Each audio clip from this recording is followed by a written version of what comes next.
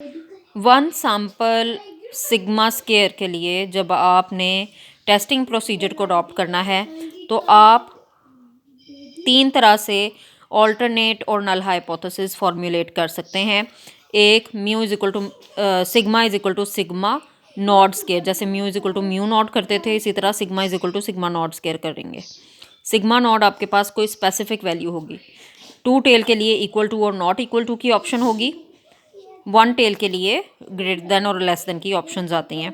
इसमें जो आपके पास टेस्ट स्टैटिस्टिक होगा वो N square over sigma square होगा, या आप डेविएशन फॉर्म में भी इसको लिख सकती हैं। n-1 डिग्री ऑफ फ्रीडम आप यूज़ करेंगी जी। जब 2 टेल आपके पास टेस्ट है तो क्रिटिकल रीजन आपके पास क्या होगा, उसी तरह से काई स्केयर में अगर आपके पास वैल्यू जो कैलकुलेटेड वैल्यू है वो काई स्केयर 1 - α/2 n-1 से लेस है या फिर इससे ग्रेटर है तो आप रिजेक्ट करेंगी, वरना आप एक्सेप्ट करेंगी। इसी तरह ग्रेटर देन के ऑप्शन के लिए काई स्केयर की वैल्यू अगर ग्रेटर देन है काई स्केयर अल्फा n-1 से तो आप रिजेक्ट करेंगी, और इसी तरह से काई स्केयर अगर लेस देन के लिए है तो इंटायरली डिफरेंट सिचुएशन होगी, यानी इसी का रिवर्स आप ले लेंगी, लेस देन वाली वैल्यू आप रिजेक्ट कर देंगी।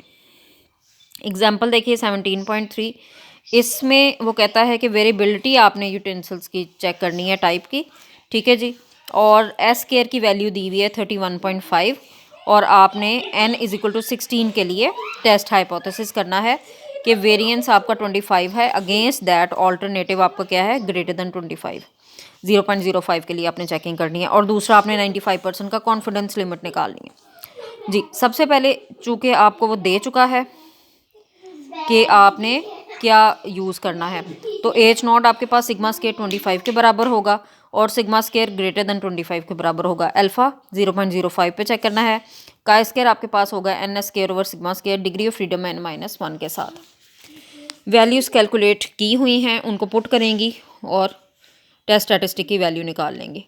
फिर चूँकि ये आपको ग्रेटर देन के लिए ऑप्शन उसने H1 की दी है, क्लेम है आपका, तो डेफिनेटली इसका क्रिटिकल रीजन भी काई स्केयर ग्रेटर देन काई स्केयर अल्फा n-1 के लिए होगा।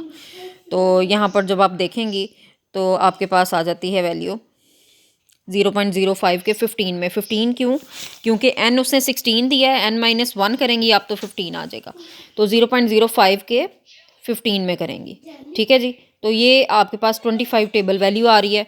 आपने इन दोनों वैल्यूज़ को कंपेयर करना है और देखना है कि अगर वैल्यू क्रिटिकल रीजन में फॉल कर रही है तो आप रिजेक्ट कर देंगी, वरना आप एक्सेप्ट कर लेंगी।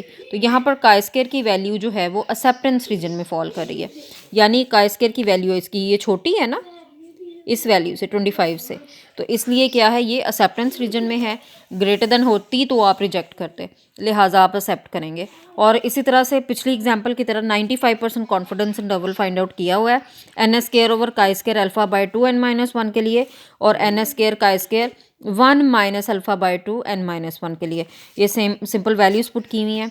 इससे रेलिवेंट जितनी भी एग्जाम्पल्स हैं और जितने भी क्वेश्चंस हैं वो आप अटैम्प्ट कीजिए।